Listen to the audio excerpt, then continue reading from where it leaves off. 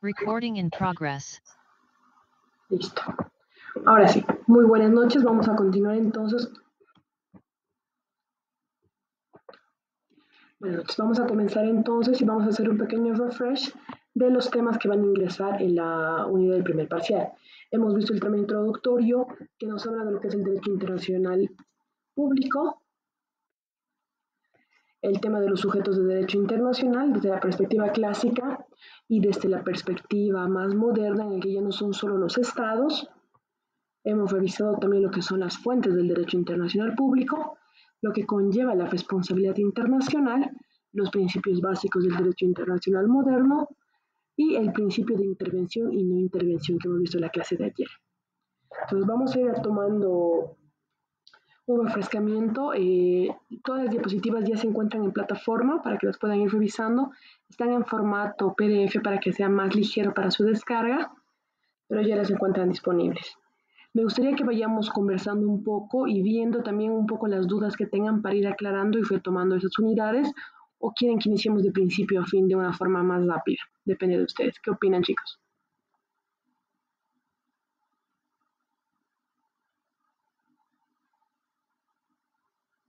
Buenas tardes, Lice. De principio a fin sería. Vamos a ir de inicio a fin entonces, para ir dando un refresh, porque igual se han sumado, algunos se han inscrito bastante tardecito. Entonces vamos a empezar con la primera unidad. Ahora, por favor, si la pantalla se distorsiona, si no se ve bien o si se pierde el audio, interrúmpanme, porque puede ser que yo esté explicando en lo mejor y para ustedes se les haya colgado la pantalla, porque en lo que me muestra a mí sigue funcionando el equipo, siguen moviéndose las diapositivas y ayer hemos tenido esa dificultad porque estaban cortadas. Entonces, si hay algún inconveniente con la señal, ya se me habla de ustedes, me detienen y hacemos una breve pausa. De igual manera, si tienen alguna duda, para que vayamos aclarando precisamente estos hechos. Entonces, vamos a empezar con la unidad 1, que nos habla de lo que es el derecho internacional público y lo que va a significar precisamente en nuestro contexto, y vamos a revisar lo que va a ser esta evolución histórica. En las primeras unidades hemos visto precisamente que ante la conformación de las civilizaciones, los hombres van a ir desarrollando sociedades y van a darse cuenta que necesitan precisamente establecer cierto tipo de reglamentos o establecer acuerdos específicos para poder comercializar. En los periodos romanos hablábamos de una normativa diferenciada entre los que eran ciudadanos romanos contra los extranjeros. En Atenas también se tenía ese mismo tipo de normativa. Los griegos tenían una norma específica para la gente de los lugares y tenían reglamentación especial para poder tratar con los extranjeros. Ahora, oficialmente hablando, el primer antecedente histórico que se tiene del derecho internacional público precisamente va a ser posterior a las guerras en Europa, ya con estados constituidos, o el Acuerdo de Westfalia, que lo fuimos trabajando en las primeras unidades. Entonces tenemos precisamente un derecho internacional que nos va a hablar de una evolución histórica de un mundo que vive en perpetuo conflicto, de un mundo que, de un mundo que trata de encontrar su lugar y los diferentes estados van viendo las mejores formas para relacionarse entre sí. Vamos a encontrar entonces una evolución histórica que nos va a hablar de estados que viven en paz o en guerra, una evolución histórica que va a buscar un desarrollo más específico y el avance de estas sociedades hacia lo que son los derechos humanos. Vamos a tener precisamente este derecho internacional con su antecedente más antiguo, que va a ser este Tratado de Westfalia,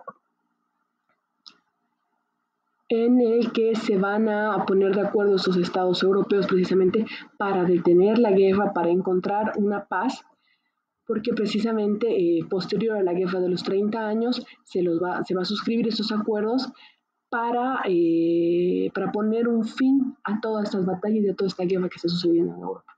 Eso se va a firmar en Osnabrück y en Münster y va a finalizar una guerra que ha durado de 1618 a 1648. Esto va a constituirse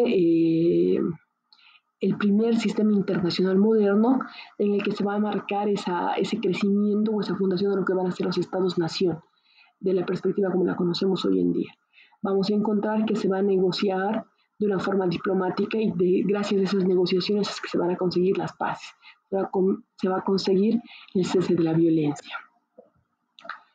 Vamos a encontrar también que la supremacía de los Habsburgo va a ir descendiendo en el continente. Van a finalizar estas guerras religiosas que han traído tanto sufrimiento y tanta muerte. Y es precisamente una guerra territorial en la que se van a enfrentar Francia con lo que van a ser los territorios que estaban en manos de los Habsburgo, un segundito, a cargo del Imperio Español y Sacro Imperio Germánico. Entonces, esto se va a considerar el boom o el nacimiento de lo que conocemos hoy en día como los Estados Unidos, precisamente porque va a estar dada por conflictos religiosos entre protestantes y católicos que van a representar también un conflicto bastante fuerte en forma política y en forma económica. Entonces, esta lucha va a estar caracterizada por una división en lo que va a ser el imperio alemán entre los católicos y los protestantes y una disputa entre Francia y España por la hegemonía europea, el manejo y el dominio de Europa.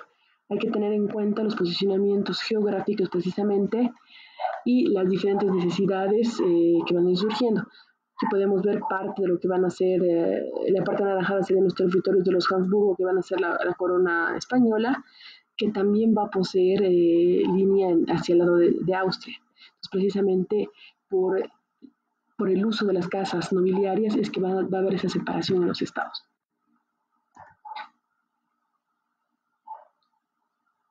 Ahora, este acuerdo va a poner fin tanto a la guerra de 30 años de Alemania y la guerra de los 80 años entre España y los Países Bajos, con tratados entre Provincias Unidas y España, donde se van a reconocer las independencias de Holanda, va a traer también una hegemonía en este espacio del continente francés, la caída del Imperio de Austria, y España se va a convertir en una potencia secundaria, con esta fragmentación de Alemania también, y con estas independencias que van a ir surgiendo. Ahora, se habla bastante porque en este contexto es que también va a surgir un concepto interesante que nos va a hablar acerca de la soberanía nacional, cambiando el orden feudal a organizaciones territoriales ya más definidas en torno a los gobiernos. Y el Estado se va a convertir en una organización territorial y centralizada con un poder político. Ahora, históricamente hablando, el mundo nunca se ha encontrado en completa paz. Precisamente la formación de la sociedad y la estructura del hombre no ha permitido que podamos vivir en una paz o vivamos en una tranquilidad completa. Entonces, precisamente estos tratados de Westfalia que van a dar inicio a los estados modernos van a dar paso también al surgimiento de nuevos conflictos, las nuevas divisiones territoriales, el nuevo establecimiento de fronteras, los posicionamientos geográficos de estos pueblos van a ir generando conflictos. Y vamos a tener como primer conflicto con la Primera Guerra Mundial. ¿Alguno recuerda cuál es el antecedente de inicio?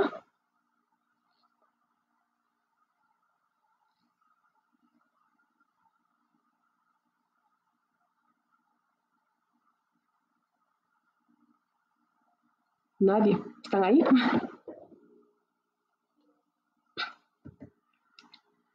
Bueno, se supone que es la muerte de un archiduque, el inicio de esta guerra. Dice, se le escucha entrecortado. ¿Recientemente o todo el tiempo que está hablando, chicos? No, recientemente. Ah, ya. Les decía, si alguno recordaba el por qué se ha iniciado esta guerra. Hemos hablado de la muerte del archiduque como la excusa precisamente para que se dispare esta guerra y vamos a encontrar nuevamente a Europa sumida en un caos y una violencia total. Cuando culmina esta Primera Guerra Mundial, posterior al uso de armas químicas, posterior al uso de un nuevo tipo de armamento, que va a ser revolucionario y que va a generar horror en la humanidad, es que se va a generar una sociedad, la sociedad de las naciones. Esta sociedad de las naciones va a estar conformada solo por los países que han ganado la guerra. Y va a concluir precisamente esa guerra con un acuerdo que se va a denominar el Pacto de Versalles, porque es donde se lo va a realizar, un acuerdo que va a resultar muy desfavorable para Alemania, que le va a brindar o le va a quitar muchos derechos, le va a ajustar una deuda económica para solventar todos los gastos de la guerra de los otros países, le va a quitar el poder tener armamento, el poder tener un ejército. Entonces va a ser un acuerdo muy restrictivo y perjudicial hacia Alemania.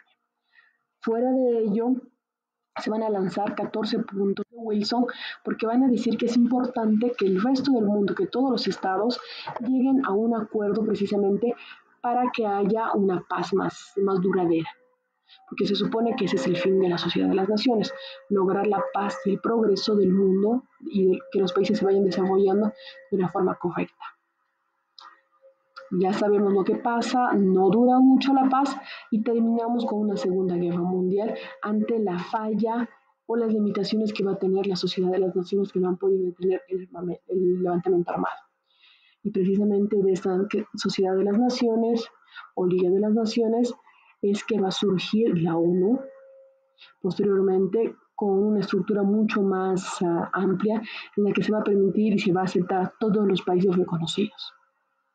Ahora es importante también hacer un análisis muy rápido de lo que van a ser precisamente esta evolución del derecho internacional hacia políticas de desarrollo político, de desarrollo económico, de desarrollo ideológico y un análisis exhaustivo de las diferentes situaciones en los diferentes países.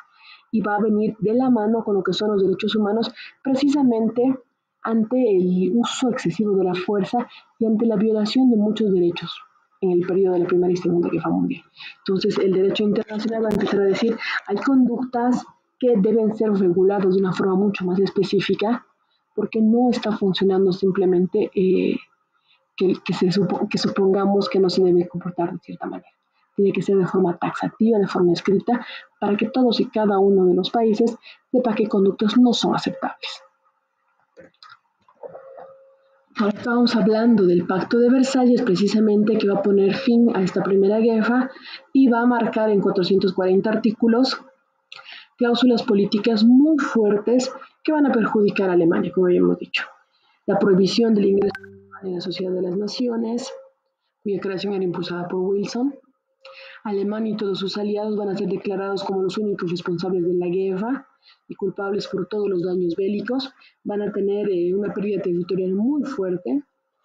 Alsacia y Lorena les va a ser restituida nuevamente a Francia, es un territorio que habían perdido en 1871 durante las guerras franco-prusianas, pero se les devuelve.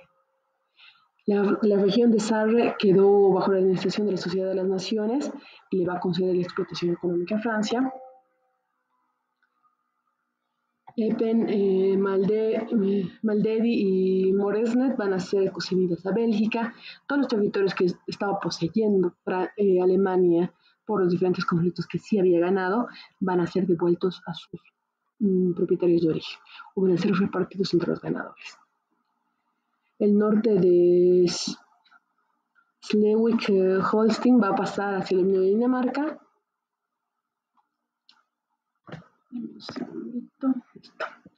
La provincia de Ponsel, la Alta Silesia y Prusia Occidental van a formar parte de lo que es Polonia. Todas estas pérdidas territoriales van a generar, y eso es en Europa, las colonias que tenían también van a ser entregadas a Francia y Gran Bretaña. África del Sudoeste, lo que consideramos ahora como Namibia, va a quedar bajo la Unión Sudafricana. Ruanda, Burundi van a ser entregadas a Bélgica. Tanzania va a quedar en el poder del Reino Unido. Entonces, incluso las colonias que Alemania tenía van a ser distribuidas entre los vencedores. Las islas alemanas de las Polinesias se van a repartir entre Japón y Gran Bretaña y se va a prohibir cualquier unión política entre Alemania y Austria, que antes eran una unidad. Entonces, territorialmente y económicamente es una afectación muy grande la que va a sufrir Alemania. Posterior a ello, se va a hacer una disminución de sus fuerzas armadas. Se va a quitar la artillería pesada, la aviación, se va a disolver el Estado Mayor, se va a obligar a suprimir el servicio militar, se les va a prohibir fabricar armas y le deben de entregar a los países ganadores todas sus flotas de guerra, barcos, avionetas, todo completamente. Entonces se va a proponer la desmilitarización de la orilla izquierda del Rin y de toda la región de Renania. Se va a abrir los canales de navegación para cualquiera de las naciones que estuviera en paz con Alemania y le va a obligar a pagar precisamente 132 millones de marcos de oro equivalentes a 31.400 millones de dólares de esa época. Alemania va a ser condenada a entregar los barcos mercantes de mayor calado y ceder anualmente 200 toneladas de nuevos buques para recomponer la flota mercante de los países vencedores.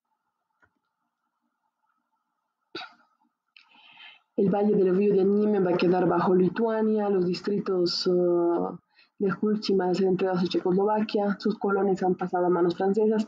Entonces, precisamente, todas esas políticas instauradas en los 440 artículos del Código de Versalles van a ser una afrenta ante lo que vendría a ser el orgullo alemán, porque van a hacer una afectación económica terrible.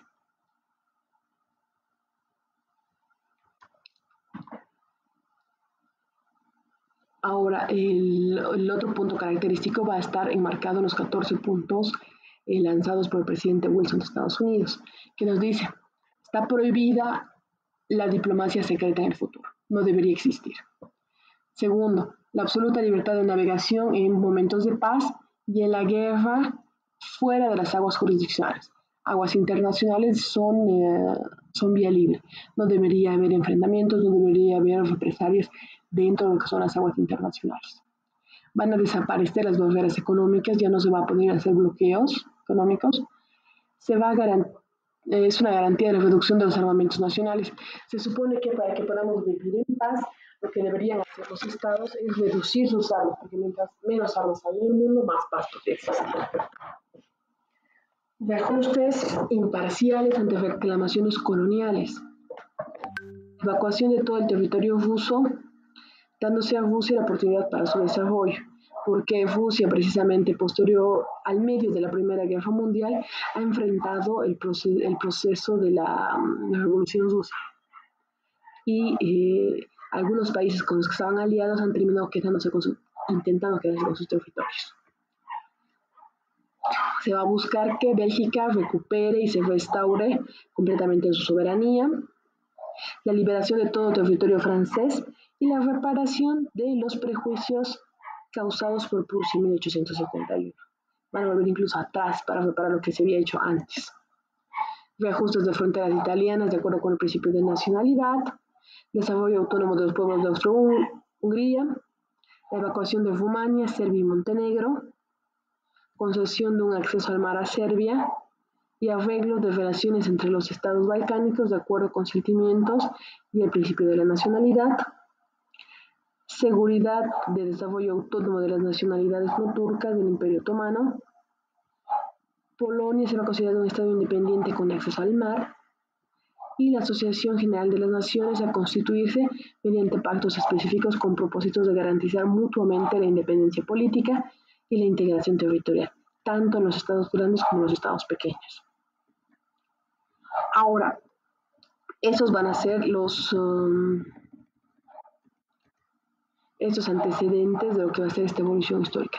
Es lo básico de lo que ha ido transcurriendo para que lleguemos a donde estamos ahora en el mundo. Ahora, también es importante que hablemos de los términos como comunidad internacional. Tenemos dos posturas. La primera que nos dice que la comunidad internacional se va a convertir en el marco social, político y jurídico en la que se van a relacionar los estados con diferente poder económico y cultura y otros miembros que van a seguir valores e intereses comunes aspirando a la igualdad y a la estabilidad. El marco de la comunidad internacional se va a encontrar regulado precisamente por el derecho internacional y por ello la historia y las características en él van a influir. Si societas civis, así es la sociedad, así es el derecho. Entonces, precisamente las normas y la forma en la que nos vamos a interrelacionar entre los estados va a interferir mucho entre lo que va a constituirse la comunidad internacional. Es bastante interesante porque precisamente en este concepto nos habla de que la comunidad internacional se va a convertir en el marco social y político para el relacionamiento de los estados. Y aquí, en esta misma definición, nos habla precisamente de que, en teoría, todos tenemos que relacionarnos de una forma similar, porque a pesar de nuestras diferencias socioeconómicas o nuestra capacidad adquisitiva, todos deberíamos tener las mismas oportunidades. Ahora, el derecho internacional público lo vamos a ver también como aquella rama que va a regular los comportamientos de los estados y los demás sujetos atípicos, mediante un conjunto de normas positivizadas por los poderes normativos peculiares de la comunidad internacional. ¿Recuerdan quiénes van a ser los demás sujetos atípicos?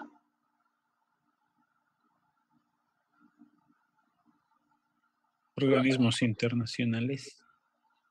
Los organismos internacionales y algunos sujetos privados o algunas personas privadas que van a tener relaciones de forma estatal, que se va a ir encontrando precisamente con el surgimiento de las transnacionales. Si se encuentra con un líder específico que va a tener un poder que va a poder intervenir, digamos, a nivel estatal, va a cambiar también la relación. Por eso se consideran atípicos. Ahora es importante revisar también este concepto de Herdegen, que nos dice que la totalidad de las reglas sobre las relaciones soberanas de los estados, las organizaciones internacionales y otros sujetos de derecho internacional entre sí, incluyendo deberes o derechos individuales relevantes para la comunidad. Este es otro concepto de lo que va a ser el derecho internacional público.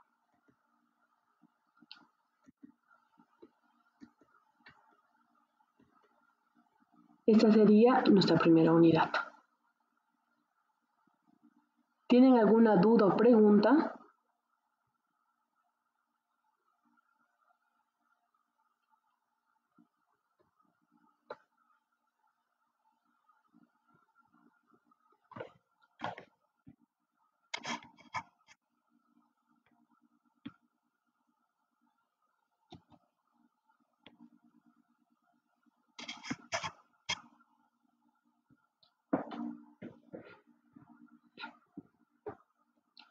Nuestra segunda unidad, que no está queriendo expandirse más, vamos a trabajar de esta manera.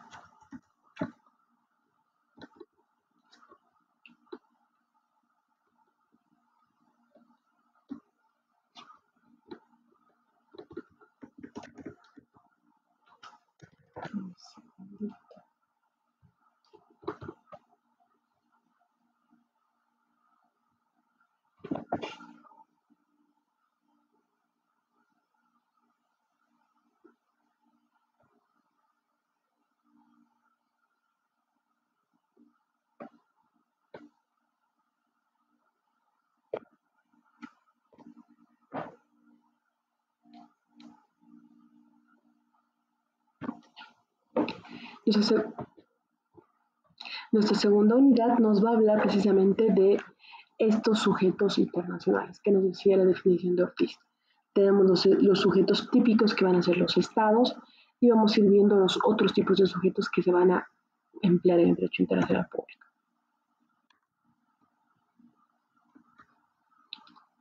Vamos a entender primero como concepto que los sujetos del derecho internacional van a ser aquellas personas cuyo comportamiento va a regular directamente el orden jurídico internacional. Vamos a encontrar tres tipos de sujetos: los típicos, que son los estados, y los atípicos, que van a ser los organismos internacionales y las personas. Ahora, para poder entender esta parte de los estados, tenemos que entender ciertos conceptos básicos. El primero va a ser la definición de lo que es un estado. Entonces tenemos dos definiciones. La de Mancini, que nos habla de que el estado es la sociedad natural constituida por hombres que habitan en un mismo territorio, reconocen idéntico origen, tienen iguales costumbres, hablan un mismo idioma, profesan comunes aspiraciones. Esta es la visión de Mancini de lo que es el estado. Para la Convención Panamericana de Montevideo, nos refiere al Estado como una persona internacional. Nos refiere que el Estado como persona internacional debe reunir la condición siguiente. Debe tener estas características: debe tener población permanente, que sería lo que Mancini nos señala como hombres que habitan un mismo territorio determinado, el territorio de Mancini, gobierno y la capacidad de entrar en relación con otros estados. Esas son las 4 características que la Convención Panamericana nos va a señalar precisamente para hablar de lo que va a ser el Estado.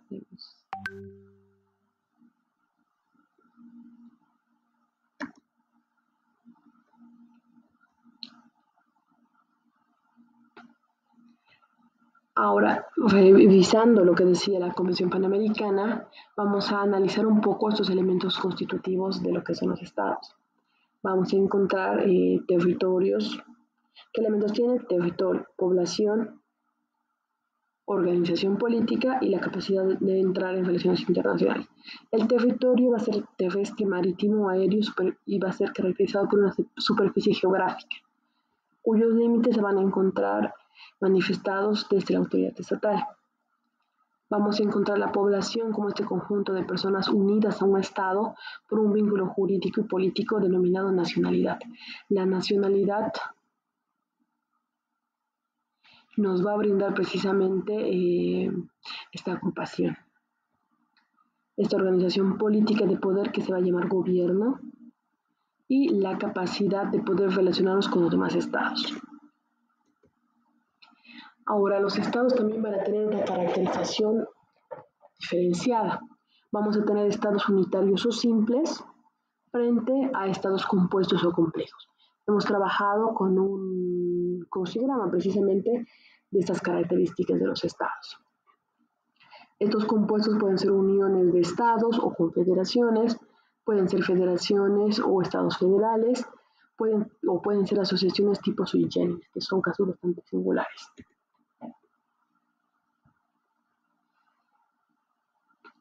Vamos a ver precisamente esta unión de confederaciones cuando hay 2 o más estados con un solo jefe de estado. Vamos a ver la federación de los estados que van a constituirse precisamente en 2 o más estados de igual manera, que van a conservar su autonomía interna, pero van a perder el ejercicio externo de la soberanía. Van a manifestar un alto grado de descentralización administrativa. Tenemos como ejemplo a Brasil, Argentina, Venezuela, Estados Unidos, los Estados Unidos mexicanos, que precisamente tienen estados federales que centralizan el poder, su poder ejecutivo en una cámara específica y que cada uno de estos estados tiene normas internas que pueden ser diferentes. Como ejemplo, podemos ver que hay estados en Estados Unidos en los que el aborto es legal y en otros que no. O puede existir estados en los que cierto tipo de matrimonios sí se aceptan y en otros no. Ahora es importante también ver cómo se van a distribuir las competencias dentro de cada uno de estos países. Cuál va a ser la estructuración desde su normativa interna para tener una organización diferenciada también. Ahora tenemos un estado sui generis, que es un caso especial precisamente, que nos va a hablar de la Commonwealth, que va a estar conformado por países, por islas y territorios que se encuentran bajo un fideicomiso específico y bajo la égida del Reino Unido de Gran Bretaña y Irlanda del Norte. También teníamos a la Unión Soviética, que se ha disuelto. Entonces, este es el estado sui generis que hemos revisado. Vamos a dar una breve vista a los países miembros, súper breve porque estamos...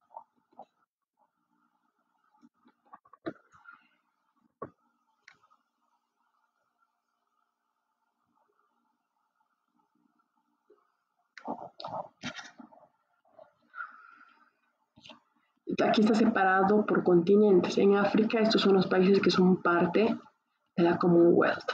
En Asia, son estos los países. En Caribe y en las Américas, Canadá sigue manteniéndose.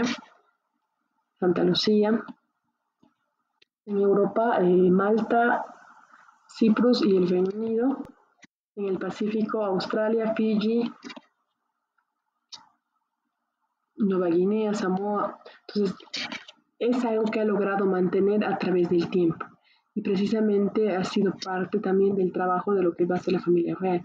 Este mantenimiento se lo deben Rafael Isabel, que falleció recientemente. Estaba hablando bastante de si su hijo iba a poder conservar la Commonwealth o se iba a extinguir. Por el momento no ha habido ningún país que se separe, a pesar del amplio gasto económico que representa. Porque ante la muerte de la reina han tenido que cambiar moneda, han tenido que cambiar estampas postales, y eso es un amplio costo económico.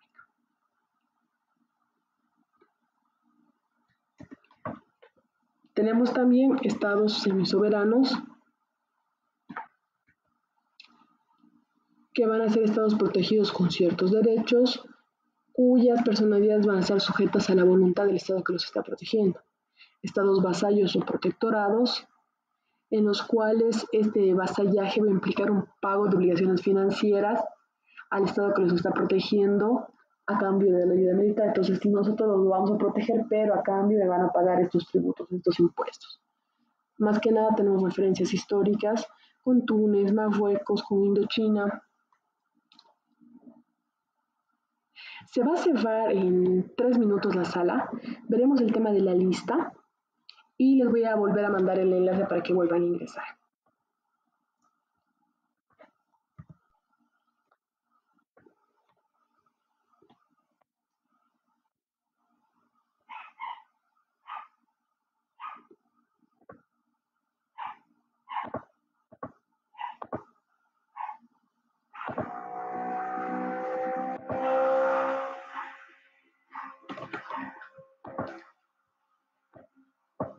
A ver, ¿está Aguirre?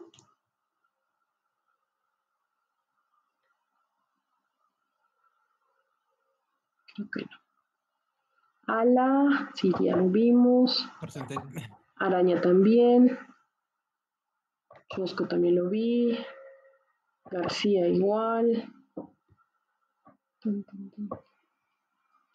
Gómez. González Cejas. González Shirley.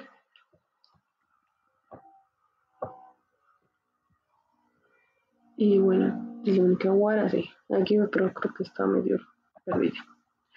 Y nos falta Medrano. Y pues hemos concluido la lista de hoy.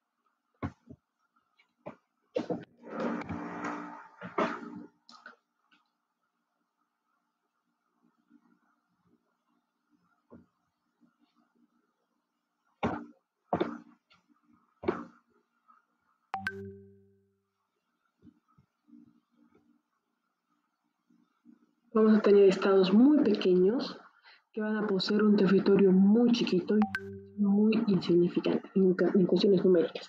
Tenemos a Mónaco, que es uno de los países con mejores ingresos, San Marino, Granada, Santa Lucía, San Cristóbal, son países muy pequeñitos. Tenemos estados clientes, que van a ser los estados que tienen deudas morosas y con países capitalistas que van a ser mucho más amplios. Muchos tenemos deudas que los hijos de nuestros hijos van a seguir pagando y que van a ir refrenando también el desarrollo de estos países. Como un gran ejemplo, los países centroamericanos y el Caribe, en la época de Trujillo, República Dominicana, Tacho Somoza con Nicaragua, Haití, que han ido hipotecando el país. Estados satélites, que van a ser similares a los estados clientes, pero desde la perspectiva de la órbita socialista, con Bosnia, Herzegovina, Croacia, Eslovenia, Macedonia y Yugoslavia, como focos de lo que era la Unión Soviética.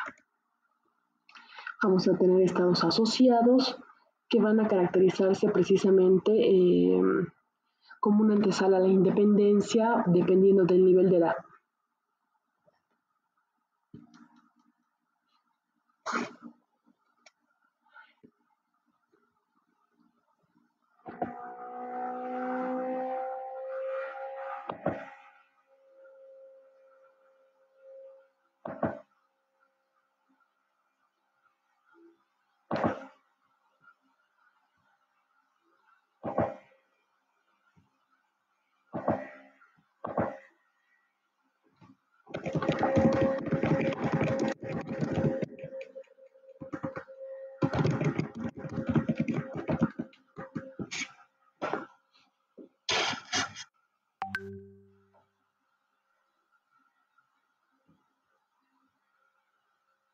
Recording in progress.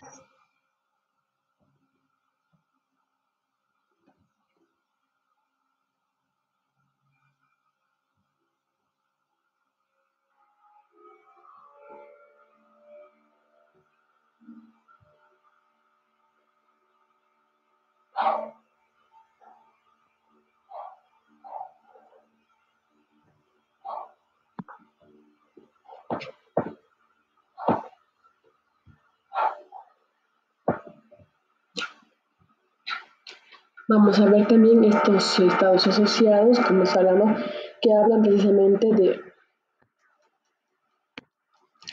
esos estados asociados que nos están hablando de esos países que están en esa vía del rompimiento con las colonias, que puede ser un gran ejemplo las Indias occidentales.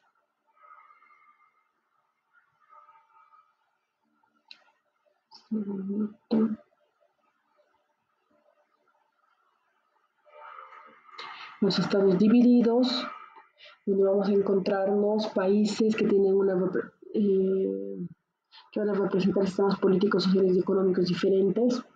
Ejemplos muy interesantes eran la República Federal de Alemania, la República Democrática de Alemania, que es lo que va a quedar posterior a la Segunda Guerra Mundial, Corea, que se divide en Corea del Norte y Corea del Sur, Vietnam, que es Vietnam del Sur y del Norte. Vamos a encontrar países que posterior a las grandes guerras van a definir desde sus estatutos o desde su normativa que se van a convertir en países que van a hablar de una perpetua neutralidad. No van a decir... va a enfrentar a la rompehogares. Te digo, Alisa es una buena chica. Si realmente la has lastimado, te romperé las piernas. Además, nunca dejaré que te cases con una rompehogares. Dicho esto, colgué el teléfono inmediatamente. Está interesante tu novela. Ahora tenemos un estado diferente, igual que es la Santa Sede, que se va a caracterizar porque va a ser el único estado que no tiene población, que no va a tener un crecimiento poblacional y que se supone que no cuenta, pero tiene una excelente organización administrativa muy estructurada.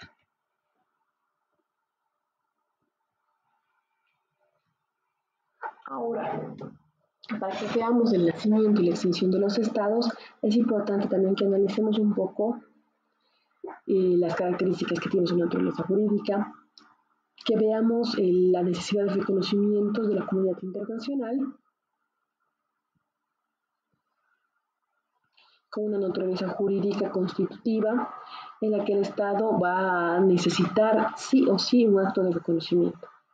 Es otra característica declarativa en la que el reconocimiento del Estado se va a convertir como un acto de comprobación de esta existencia, y una teoría mixta que nos va a hablar que el reconocimiento va a comprobar un hecho específico, pero que este hecho va a establecer derechos y obligaciones entre los estados que reconocen y los que son reconocidos. Ahora, para hablar de un reconocimiento, tenemos dos perspectivas. La perspectiva más usual es la normativa constitucional, que está establecida de forma legal en los países, y la necesidad del reconocimiento ante un cambio de gobierno que se encuentre fuera de los cánones de lo que son las normas, dentro de lo que serían golpes de Estado, los procesos revolucionarios, en los que los estados deben de demostrar un dominio del territorio nacional, una estabilidad, compromisos públicos y expresos de respetar los tratados y compromisos internacionales, el deseo de seguir manteniendo relaciones diplomáticas con los países con los que tenían relaciones y el respeto de los derechos humanos. Cumpliendo este pequeño listado, se le puede brindar el reconocimiento a los estados de forma internacional. Ahora tenemos algunas doctrinas que nos van a hablar precisamente de estos tipos de reconocimiento o las características que se deben de cumplir. Tenemos una doctrina francesa que nos va a decir que el reconocimiento de un nuevo gobierno, dentro de las características del cambio de gobierno fuera de cánones normativos, va a ser adecuado siempre y cuando se haya realizado sin intervención extranjera. En el momento en el que haya intervención de algún país, de un tercer país o de un segundo país, no va a haber reconocimiento porque hay una intervención extranjera. Entonces, desde la francesa no debe existir esta intervención extranjera. La segunda pauta es la doctrina Estrada, que nos habla de que que es una doctrina pautada por México, nos va a decir que México no se pronuncia expresamente respecto a las existencias de un nuevo gobierno, que se limita a mantener o retirar agentes diplomáticos con significado específico. ¿Qué quiere decir? México no opina. Si no considera adecuado el nuevo gobierno, lo que hace es retirar funcionarios diplomáticos o consulares, nada más. No debería de opinar. La doctrina Tobar nos habla, en cambio, de que los estados deben de negar reconocimiento de gobiernos transitorios surgidos de golpes o revoluciones, hasta que estos tengan apoyo de los países latinoamericanos. Hay que entender que por lo general se espera que seamos nosotros, los países latinoamericanos, los que tengamos este tipo de cambios de gobierno fuera de los cánones de la ley. La doctrina Jefferson nos habla de que es imprescindible el apoyo popular. Si existe apoyo popular, se reconoce. Si no existe apoyo popular, no se debe de reconocer. Y eso precisamente es bastante interesante, porque es una doctrina que también apoya a Wilson, pero les va a salir, digamos, un poco en contra si habláramos de Níger. Níger estaban con un golpe de Estado que estaba buscando precisamente eliminar la intervención francesa. Bajo la doctrina de Wilson y bajo la doctrina de Tobar y la de Jefferson, que nos habla del apoyo popular, y Níger, la mayoría de la población estaba de acuerdo con el golpe de Estado, porque estaba cansado del abuso francés y estaba cansado del mismo tipo de administración. Entonces, este golpe de Estado o este cambio abrupto de gobierno tiene un apoyo reconocido dentro de lo que es su derecho interno, y por ende debería recibir también este mismo tipo de apoyo desde la perspectiva internacional. Ahora es difícil tener que apoyar o reconocer un Estado que va en contra de lo que uno de tus aliados quiere. Y como se han levantado precisamente contra Francia, ha sido una controversia bastante amplia.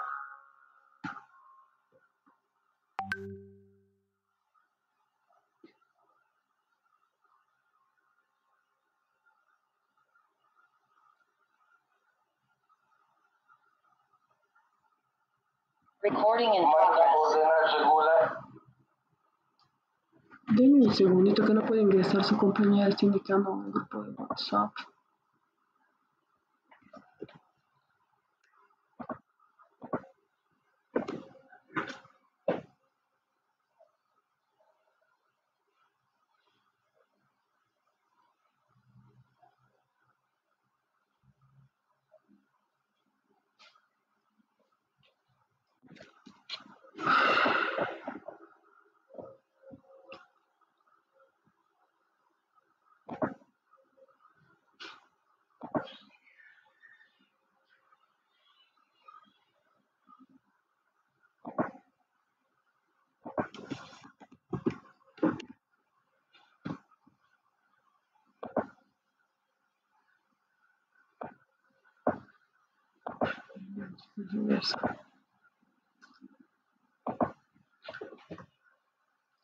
Ahora es importante también ver estas otras características cuando hablamos de esa sucesión jurídica de los estados, teniendo en cuenta los procesos de emancipación o los procesos de independencia, procesos de fusión entre dos o más estados, anexiones totales o parciales de un estado, la polonización, un break-up de los estados y la fragmentación.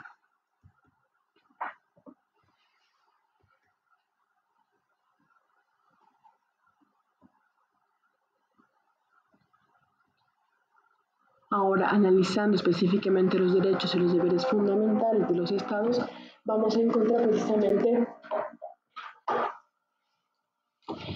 ciertos conceptos y ciertos principios. El uso del derecho y no de la fuerza. La codificación de derechos fundamentales de los estados. La Convención Panamericana, que nos va a hablar de la inviolabilidad de los territorios. Que la existencia de los estados no van a depender del reconocimiento de los otros. Una igualdad jurídica entre los estados, el derecho de independencia y la conservación. Desde la OEA se va a hablar de la igualdad jurídica de los estados, donde la existencia política no va a depender del reconocimiento y donde el derecho de proteger y desarrollar su existencia, el derecho de ejercer la jurisdicción dentro de los territorios, el derecho del desarrollo cultural, político y económico, y la inviolabilidad del territorio, y el derecho de la legítima defensa. Vamos a tener también cartas de derechos y deberes económicos de los estados, el derecho de la libertad y de la independencia, y vamos a encontrar pautas de reserva. Ningún estado o grupo de estados tiene derecho de intervenir directa o indirectamente, sea cual fuera el motivo, en asuntos internos o externos de cualquier otro estado. El principio anterior excluye no solamente la fuerza armada, sino también cualquier forma de injerencia o de tendencia atentatoria de la personalidad del Estado, de los elementos políticos, económicos y culturales que lo constituyen. Ahora, bajo este precepto precisamente, es que mientras no teníamos una declaratoria de emergencia nacional, que no es desastre todavía, los estados vecinos no podían mandarnos ayuda humanitaria, porque hacerlo hubiese sido intervenir nuestro estado, afectar nuestra soberanía. Ahora, estos criterios precisamente nos van a hablar de los asuntos de las naturalezas de los estados. Vamos a tener criterios jurídicos que van a hablar acerca de la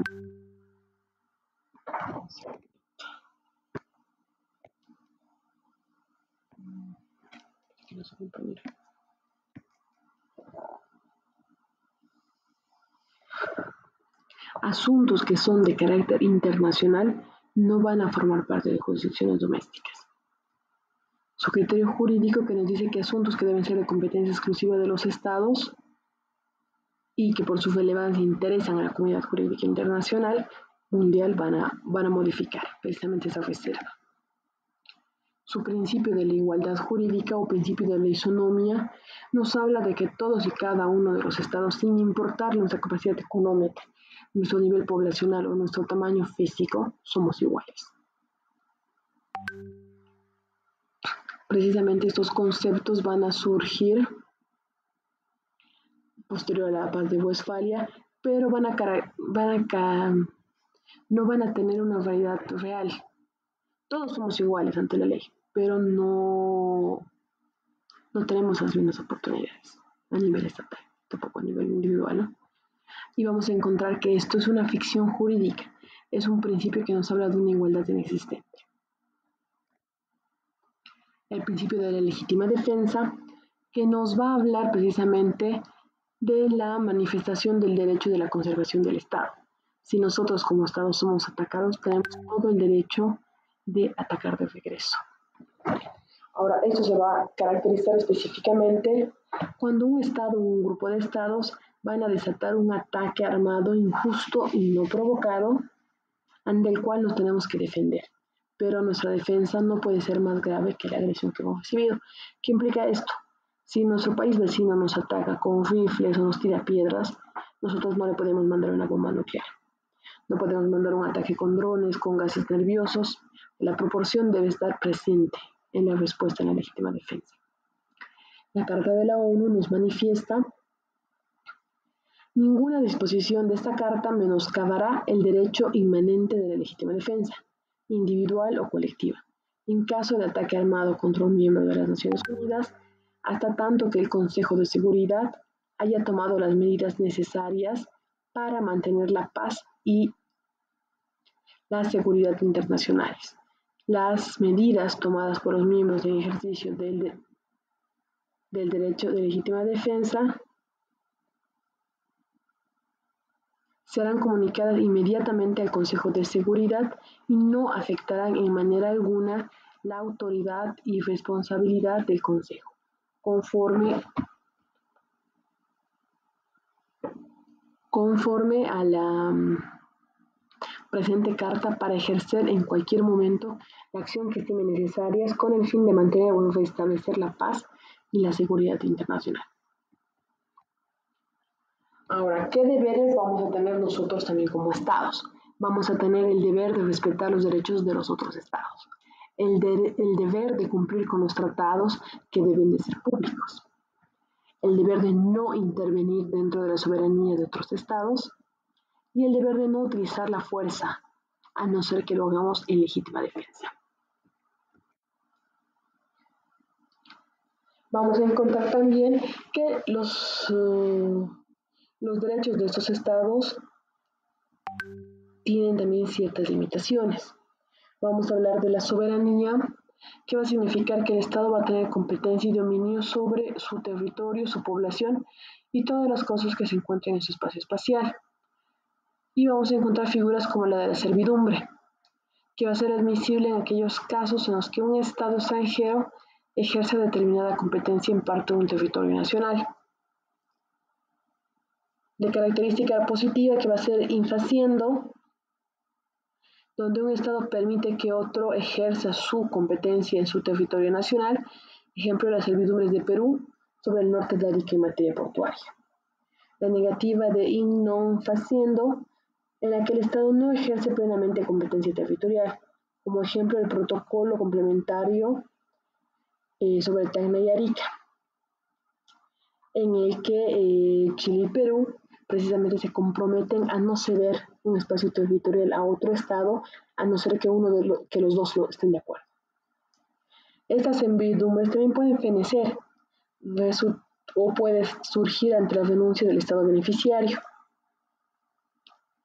La aplicación del principio de rebus sic stantibus, que nos habla estando así las cosas, puede surgir también en periodos de guerra entre ambos estados o ante el cumplimiento de un plazo acordado. El condominio, que va a ser el ejercicio conjunto, impide igualdad de dos o más estados de autoridad política y jurisdiccional. Y la responsabilidad internacional, que nos habla precisamente como institución jurídica en la virtud de la que todos los estados que sean imputables ante un acto de derecho internacional que repute o se considere ilícito, le debe al otro estado una reparación del perjuicio que sus actos hayan ocasionado. Y esto lo vamos a revisar precisamente en dos unidades, pasando fuentes, en la unidad de responsabilidad internacional.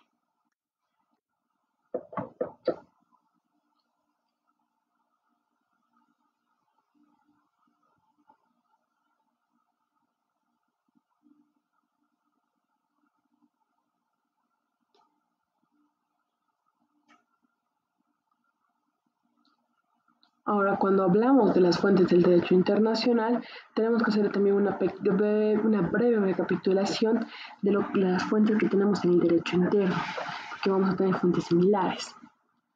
Entonces, es importante, como para cualquier orden jurídico, entender qué tipos de fuentes se han empleado para su configuración y para su aplicación. En qué fuentes se ha basado para la creación de las normas y los principios que van a regular estas relaciones entre los estados o otras relaciones con otros sujetos de derecho internacional. Vamos a encontrar que su fuente más antigua y la fuente más empleada va a ser la costumbre. Esta costumbre internacional que va a surgir precisamente ante el comportamiento constante y uniforme de los estados en el tiempo. Y a través de este tiempo, precisamente, esta convicción de este acto se va a convertir en un acto jurídicamente obligatorio. Su principal elemento se va a componer precisamente de una práctica generalizada y uniforme, de un comportamiento repetitivo, un elemento psicológico llamado el opinio juris, que va a ser la convicción de que la práctica es enteramente jurídica. Ejemplos, la inmunidad diplomática, el derecho de un paso inocente, el derecho de asilo, que van a ser ejemplos de normas de derecho internacional público, que van a estar basados en lo que es la costumbre. Su importancia va a radicar precisamente en que va a permitir la evolución de las normas internacionales a través del tiempo y la aceptación tácita de los estados. Va a evolucionar precisamente ante las nuevas realidades, ante los nuevos desafíos que va a presentar el mundo actual. Otra fuente importante son las convenciones internacionales o los tratados, que van a ser acuerdos escritos celebrados entre estados u otras entidades con capacidad de celebrar los tratados, que van a ser los organismos internacionales o las personas. se van a caracterizar precisamente por la intencionalidad de crear un derecho y el carácter obligatorio entre aquellos estados que lo suscriban. Su creación va a implicar un proceso en el que se va a hacer unas negociaciones, firmas, ratificaciones y la entrada en vigor de los estados, y van a existir diferentes características, ya sea tratados de paz, tratados comerciales, tratados de cooperación, tratados de derechos humanos. Entonces, estos tratados o estos acuerdos van a ser muy variados. Son importantes porque se los considera como la principal fuente del derecho internacional público, ya que permite precisamente la creación de normas específicas que regulan una amplia gama de relaciones.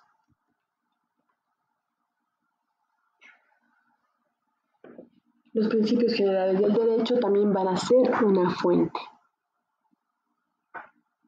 Son normas fundamentales que se encuentran en el fundamento de los ordenamientos jurídicos, van a estar basados en valores universales y van a representar principios básicos de justicia, de equidad, de buena fe. Vamos a encontrar esta identificación porque se van a identificar a través de la comparación de los diferentes sistemas jurídicos nacionales y la jurisprudencia internacional, y su importancia va a radicar principalmente en que van a complementar a las normas de costumbre y a los tratados internacionales.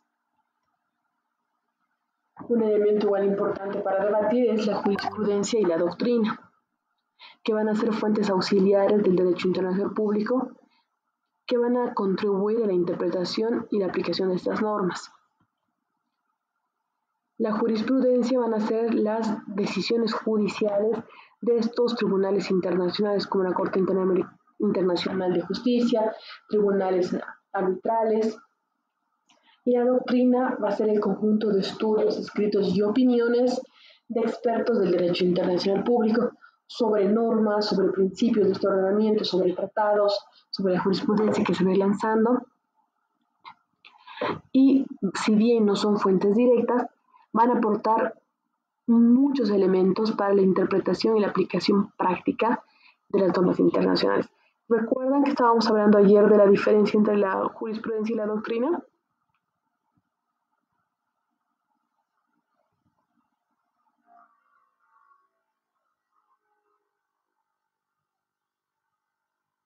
Hola.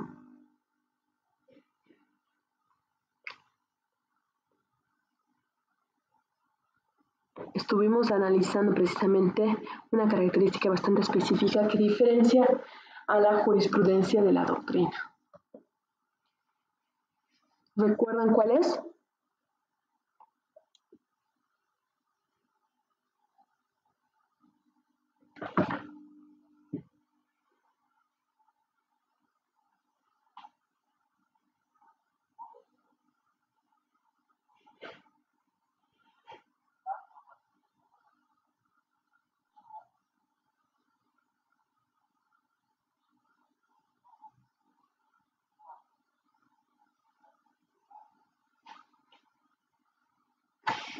Hemos visto que la jurisprudencia tiene carácter vinculante frente a la doctrina, que es simplemente la interpretación normativa.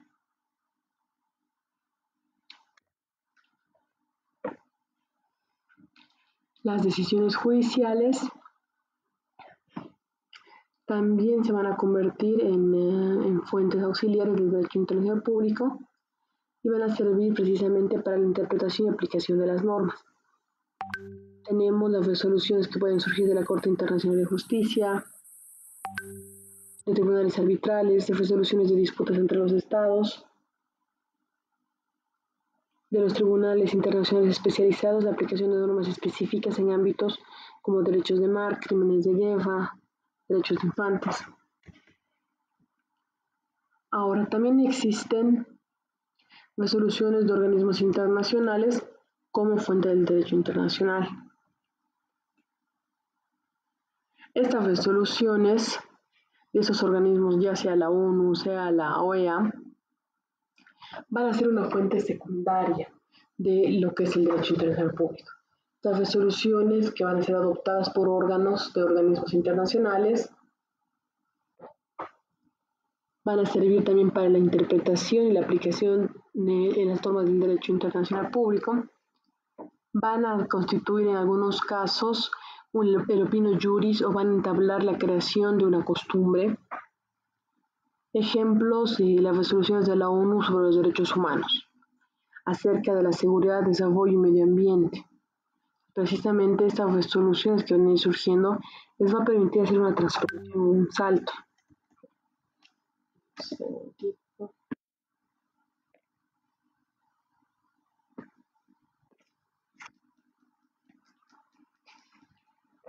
Pues, otras fuentes podemos enmarcarlas como los actos de las organizaciones internacionales, que puede ser la creación de normas jurídicas vinculantes para los miembros de estos organismos, equidad y derecho natural, que van a ser conceptos que van a jugar un papel muy importante en lo que van a ser las interpretaciones y aplicaciones de las normas internacionales, las legislaciones internas, que van a servir también como base para la creación de normas internacionales, y ver también estos actos de organizaciones internacionales como decisiones, como reglamentos, directrices, que pueden constituir también fuentes de derecho internacional. Estos actos van a ser muy importantes precisamente en la regulación de materias específicas, como comercio internacional, como derechos humanos.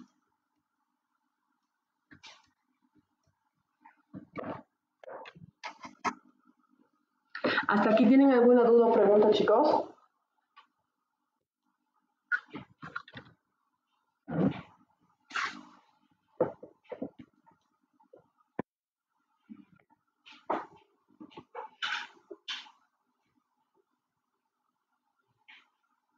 Para hacer un refresh de esta unidad me gustaría escuchar la participación, porque han hecho un trabajo acerca de ese texto ustedes precisamente. Entonces los invito, por favor, para que hablemos un poco de la responsabilidad.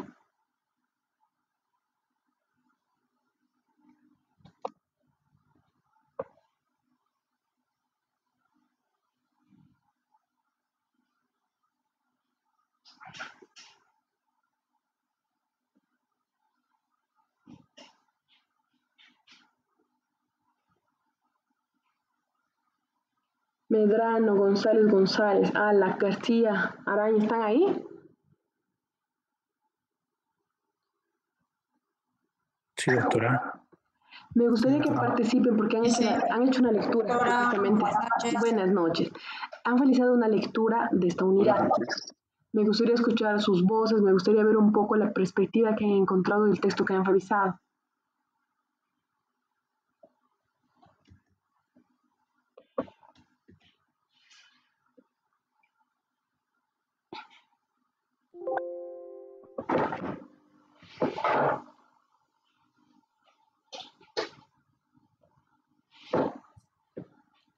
¿Recuerdan el texto, chicos?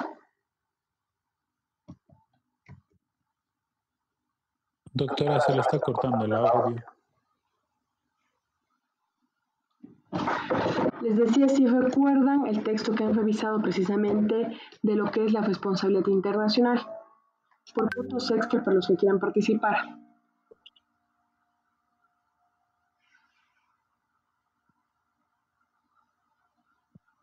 Sí, doctora. Por favor. Bueno, yo recuerdo básicamente que habla de los tratados que se tienen que dar, ¿no?, entre las partes y tienen que respetar para vivir en armonía. Y si bien no están de acuerdo con el tratado, tienen que hablar del tema. Y también, si no hablan del tema, si surge un nuevo tratado o alguna alternativa por parte de un país miembro y no se pronuncian, quiere decir que están aceptando lo que está proponiendo el país miembro. Gracias, González. ¿Alguien más?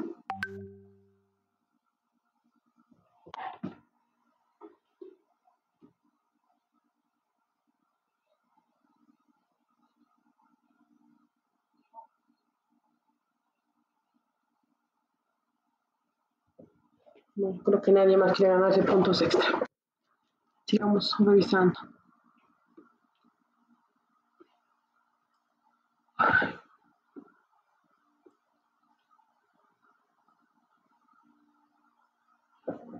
Pues precisamente la responsabilidad internacional se va a constituir en una figura jurídica en la que todos y cada uno de los estados nos debemos hacer cargo de las actitudes por acción o por omisión que vayamos realizando. Y en caso de que nuestra actitud de hacer o no hacer algo le genere un daño a otro estado, tenemos la obligación de reparar.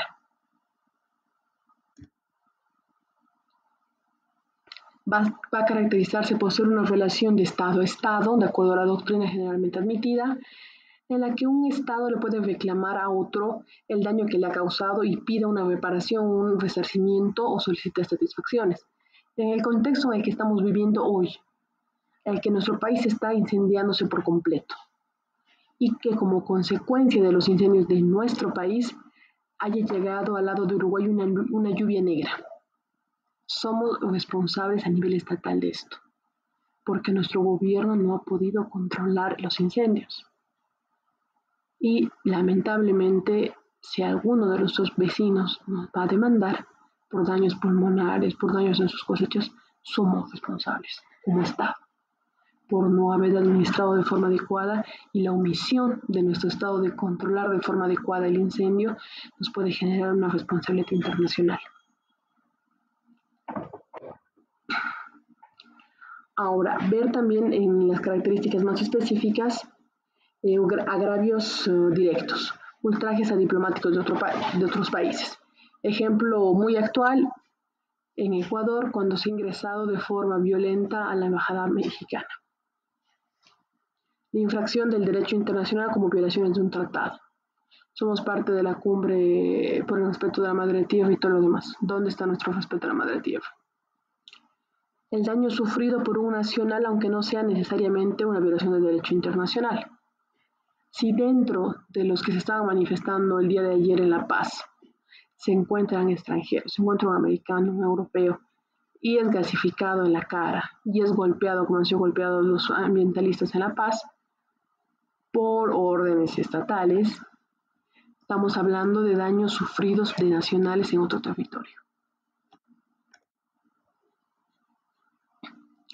Ahora, para hablar también de lo que es el derecho internacional o de la responsabilidad dentro de los estados, vamos a ver la corriente subjetiva y la corriente de la culpa, que va a tener su origen en lo que hablábamos en las anteriores clases acerca del derecho romano, desde su obra de Ligius Gentili y por Grocio, que nos va a hablar de que esa doctrina no basta o no es suficiente que un estado viole una obligación internacional, sino que también va a constituirse como una falta la omisión, el dolo o la negligencia. Bajo esta teoría, actualmente somos responsables internacionalmente de nuestro incendio, de lo que le van a pasar a los países vecinos por esto. Ahora hay otra teoría que nos habla precisamente de la responsabilidad objetiva, desarrollada por Pierre-Marie Dupuy, Anciologi y Trippel, enmarcados en los principios de Rousseau, que nos dicen que la responsabilidad del Estado va a tener una característica puramente objetiva y que está basada en la idea de las garantías en las que no intervienen las nociones subjetivas de falta.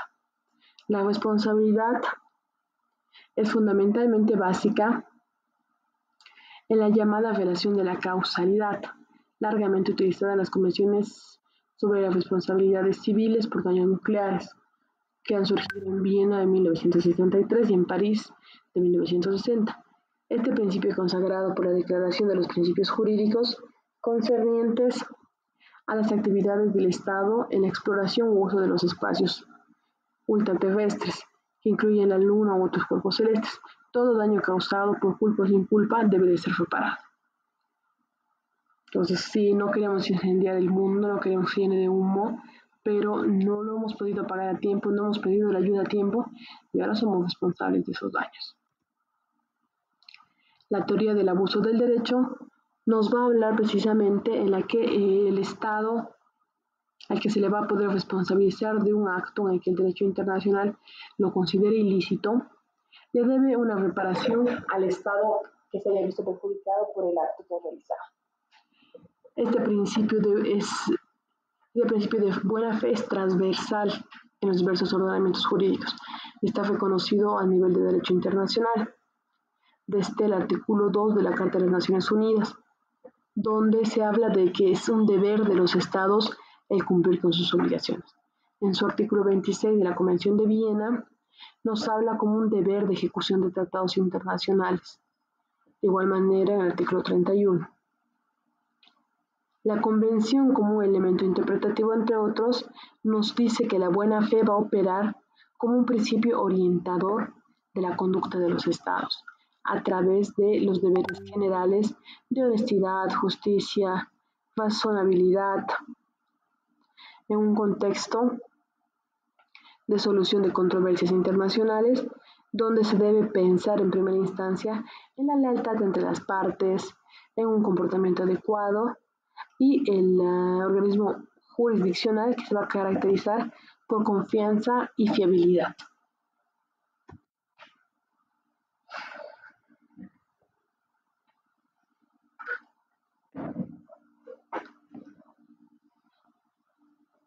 ¿Hasta aquí está todo claro?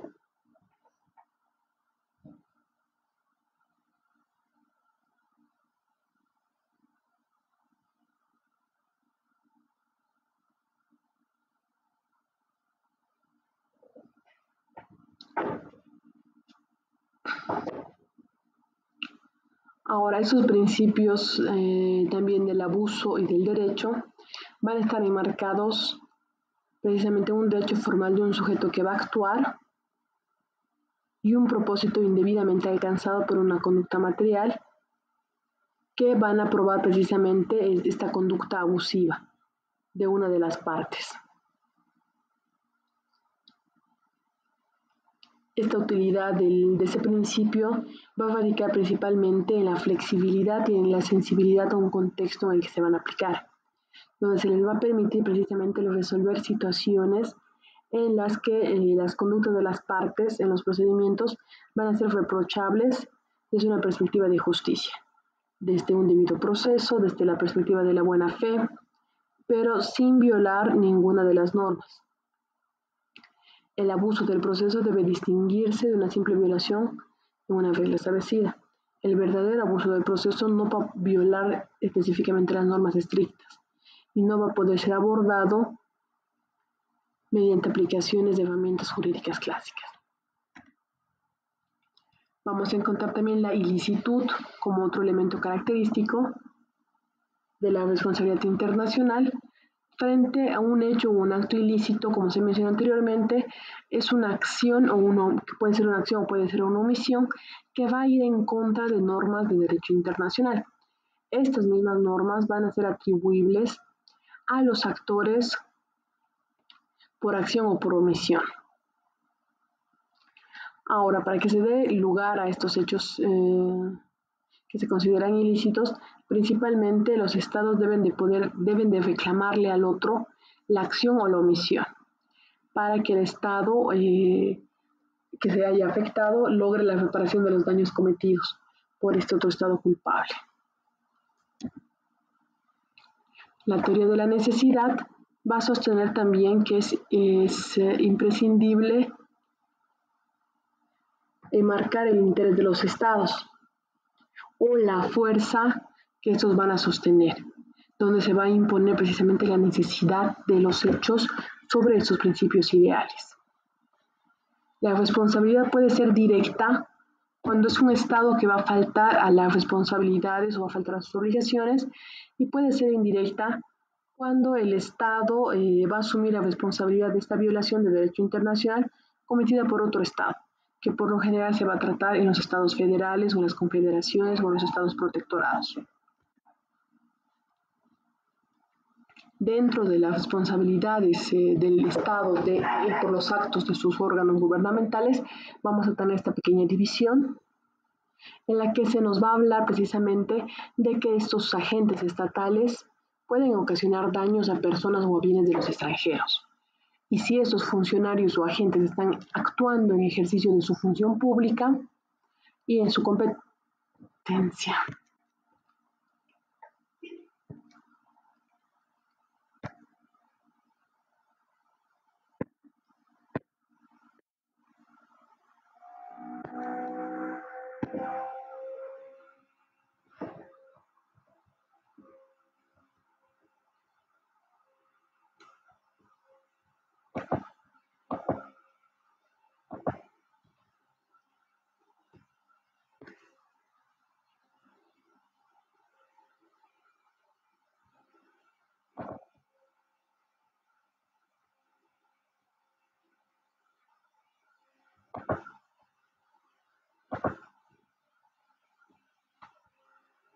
Recording in progress.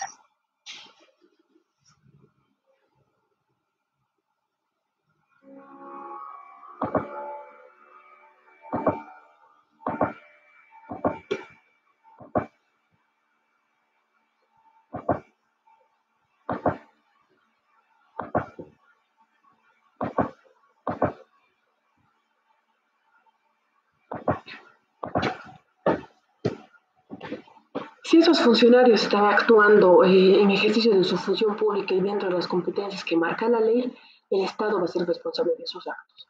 En clase les pone el ejemplo de problemas en fronteras. El jefe de aduana. No es lo mismo que actuemos como jefe de aduana haciendo una retención, ya sea legal o ilegal, a que actuemos nosotros como personas particulares. Va a ser diferente el tipo de responsabilidad que va a surgir. Entonces, si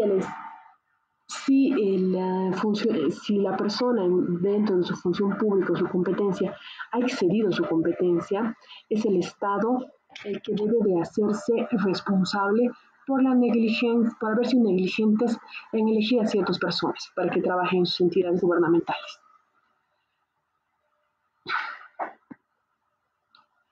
Las responsabilidades de las acciones del órgano legislativo van a surgir cuando el Estado sea responsable mediante su órgano al desconocer derechos de los extranjeros o en general desconocer derechos del derecho internacional contra los derechos humanos o los derechos fundamentales. Dentro de lo que va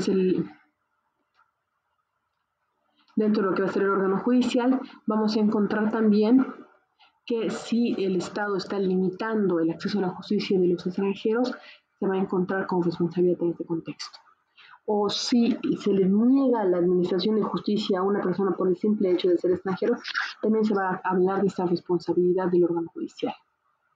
Dentro del órgano ejecutivo, cuando por medio de este órgano se cometa abusos de poder de manera interna, que enfoque también de forma internacional o ejecute contra la paz y la seguridad de la comunidad internacional, o cuando hay un incumplimiento de las obligaciones contraídas mediante los instrumentos internacionales. Hablábamos también de lo que son las violencias de las turbas o de las masas, porque precisamente la responsabilidad del Estado va a surgir también dentro de estas características, porque el Estado debe de encargarse precisamente de que todos y cada uno de nosotros vivamos una vida libre de violencia con las mejores condiciones socioeconómicas posibles. Ahora hablábamos y poníamos de ejemplo esa sugestión, que va a ser una idea que va a ser contagiada al resto de la población y los va a desindividualizar. Y va a generar un pensamiento de colmena que va a modificar el comportamiento de una masa. Poníamos como ejemplo movimientos estudiantiles. Permítame un segundo, por favor.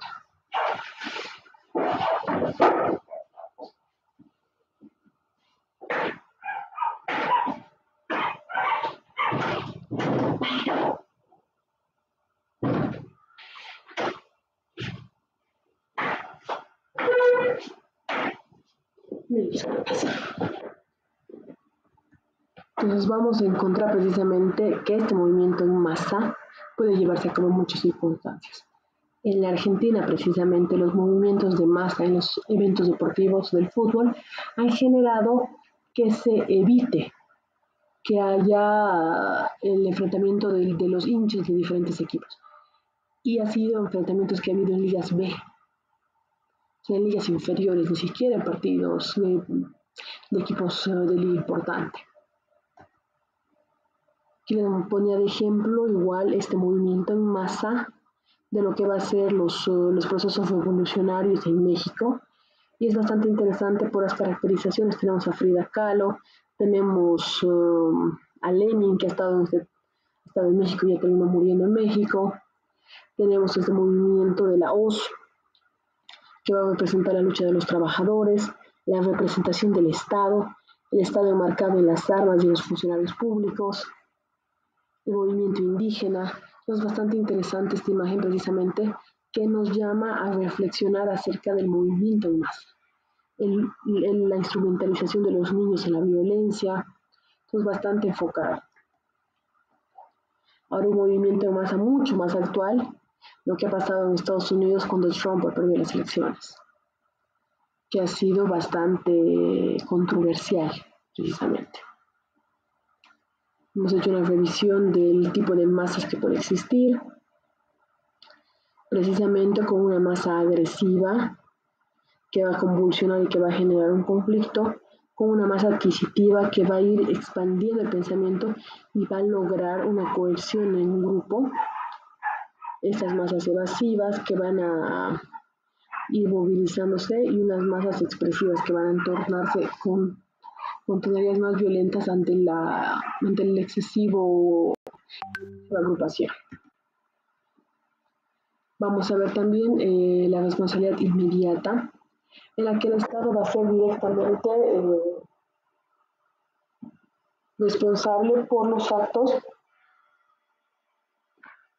que violen el derecho internacional cometidos por sus órganos o por las personas o las instituciones que actúan bajo su mando. De todas formas, el Estado boliviano es responsable de todos y cada uno de los funcionarios que han sido designados, sea de aduanas, sea de defensorías, funcionarios judiciales. El Estado termina siendo responsable de los actos de estas personas. Entonces, cada uno de los poderes del Estado puede terminar violentando precisamente y siendo plausibles a tener una responsabilidad. El Poder Ejecutivo, cuando sus agentes o sus funcionarios violan o no cumplen las normas internacionales. El Poder Legislativo, cuando por acción u omisión se promulgan leyes contrarias a los derechos o por no promulgarlas se violentan los derechos de las personas extranjeras, como en los tratados heteroaplicativos. El Poder Judicial también puede violentar el derecho internacional por acción o por omisión, tomando en cuenta sentencias injustas, resoluciones que no cumplan o que su desempeño sea parte de las normas lineales adecuadas, donde hay un prejuzgamiento sobre la actuación porque es extranjero, que podría derivarse en una denegación de la justicia. Ahora, no solo es responsable el Estado por violaciones de dichos poderes, sino también su margen se amplía en el contexto de órganos o individuos que en ejercicio de sus funciones se encuentran respecto al Estado en subordinación. Es decir, como jefes de aduana, como capitanes del ejército. Sería el Estado responsable porque es el Estado el que les ha brindado el cargo en el que están ejerciendo esta función de poder.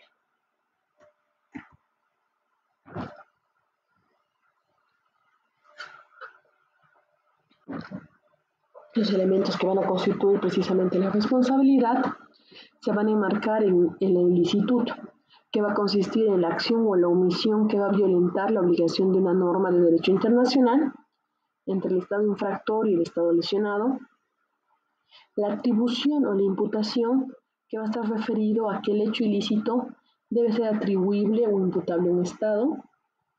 El daño, el cual debe haberse producido un perjuicio o un daño como consecuencia de un hecho ilícito.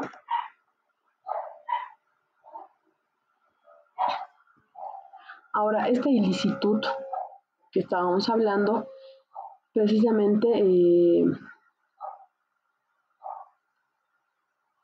para que pueda establecerse, uno de estos estados debe reclamarle al otro la acción o la omisión que ha realizado, para que el estado afectado pueda lograr su reparación de los daños cometidos por un estado culpable.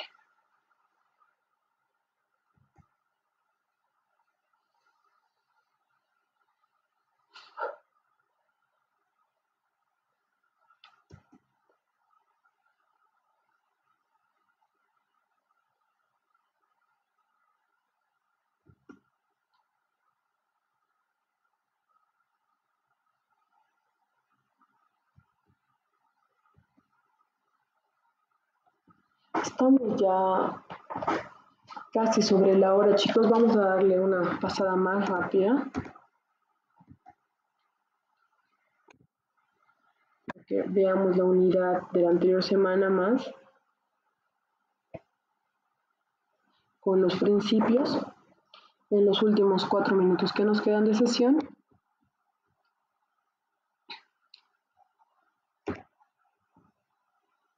Vamos a encontrar ciertos elementos o principios fundamentales que están guiando precisamente la conducta de la comunidad internacional, mismos que se encuentran comprendidos precisamente en la Carta de las Naciones Unidas y que van a ser esenciales para poder mantener la paz, la seguridad y la cooperación entre los estados. En esta lección vamos a explorar estos principales principios que van a regir ese derecho internacional contemporáneo. Tenemos como principio principal el no uso de la fuerza de los estados en sus relaciones internacionales. Este principio, que está establecido en la Carta de las Naciones, va a prohibir de forma expresa el uso de la fuerza o incluso el amenazar con usar la fuerza de un estado contra otro. Esto está basado precisamente en el respeto a la soberanía y a la integridad territorial de los estados, así también como en la promoción de la paz y la seguridad internacional. Sin embargo, existen elementos que van a liberar esta responsabilidad, que va a ser precisamente la legítima defensa. Si nosotros como estados nos vemos vulnerados por el ataque de otro, tenemos todo el derecho a defendernos en una proporción similar a la del ataque que hemos recibido.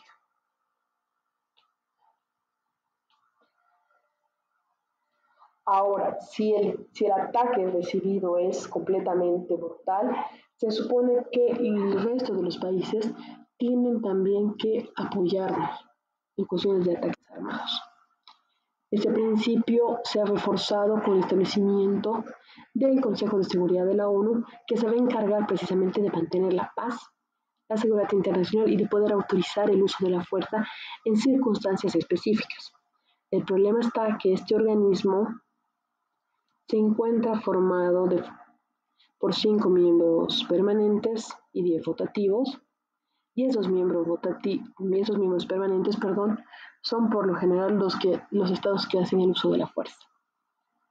Entonces, si ellos son los que mandan, que establecen quién puede usar y quién no la fuerza, es que precisamente van a poder hacer un poco de abuso de ello.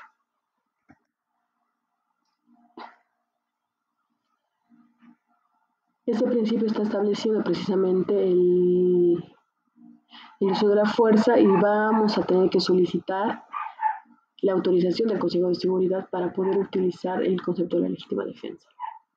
Un ejemplo muy práctico es la invasión de Kuwait por Irak en 1990, que ha sido condenada por una violación al principio de esta no violencia.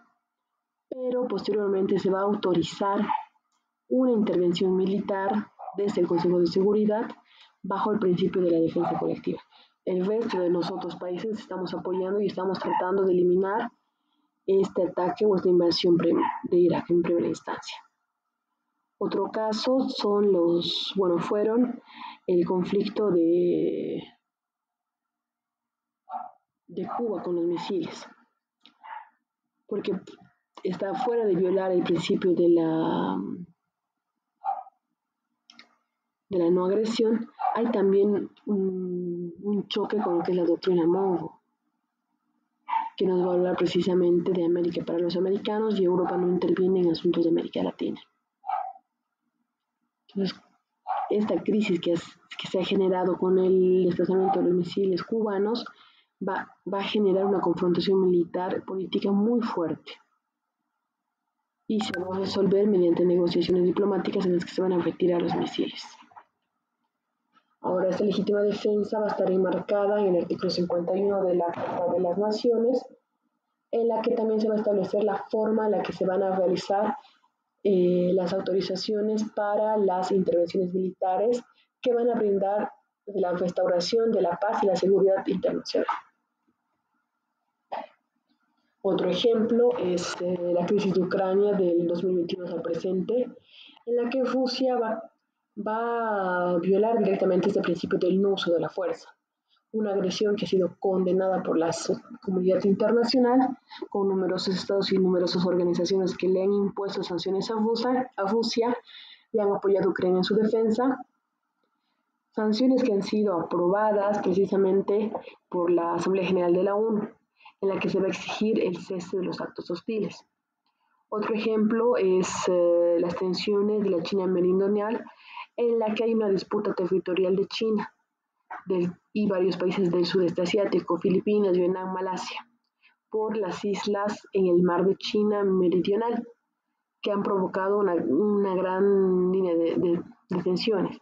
En 2016, la Corte Permanente de Arbitraje ha fallado a favor de Filipinas, declarando que China no puede establecer que es dueño de una parte del mar. Sin embargo, China ha seguido con la militarización de ciertas áreas, desafiando precisamente este no uso de la fuerza. Ahora, el no uso de la fuerza no es simplemente un enfrentamiento bélico. Un uso de la fuerza puede ser lo que ha hecho China al tomar y militarizar estos espacios territoriales, a pesar de que hay una resolución que dice a ustedes no les corresponde. La solución pacífica de controversias es otro principio muy importante que va a buscar precisamente resolver los conflictos entre estos estados sin recurrir a un uso de la fuerza. Las formas de solución pacífica van a incluir la negociación, mediaciones, arbitrajes, el recurso de instituciones internacionales como la Corte Internacional de Justicia, los tribunales internacionales del derecho del mar.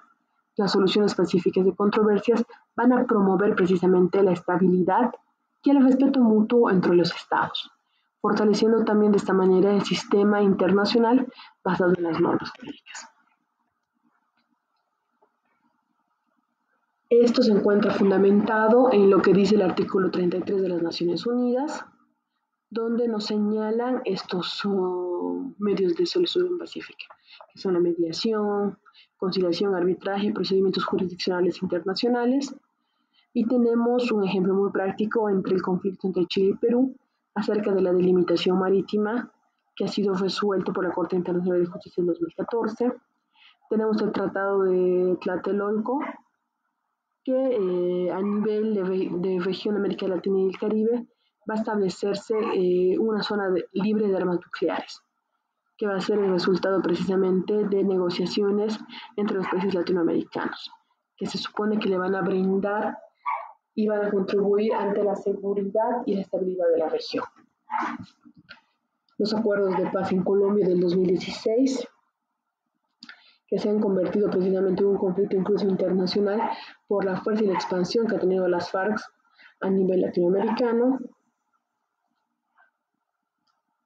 La disputa de la frontera marítima entre Somalia y Kenia, en la que la Corte ya ha resuelto esta disputa marítima, pero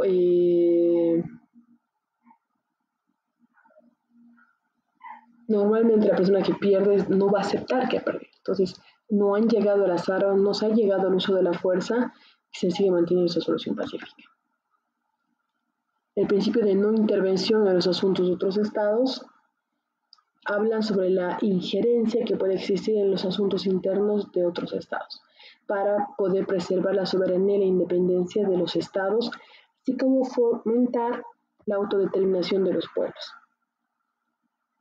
De todas formas, es un principio en el que existen las tensiones precisamente por la necesidad, digamos, de la intervención humanitaria en casos de genocidio, crímenes de lesa humanidad, crímenes de limpieza étnica, como pasaba en los países de la ex Unión Soviética, como pasó en la Alemania nazi, crímenes de guerra, o cuando los estados no pueden o no quieren proteger a su población. Nos queda tiempo, chicos, perdón, mi celular se acaba de apagar. Nos hemos pasado, doctora. Ya. De todas formas, chicos, las diapositivas están colgadas en plataforma para que puedan repasar y nos estaríamos viendo el día miércoles para su examen, entonces. Que tengan un buen resto de la noche y nos vemos el día miércoles. Ok, doctora, hasta luego. Hasta luego, Alicia. También. Hasta luego, chicos. Recording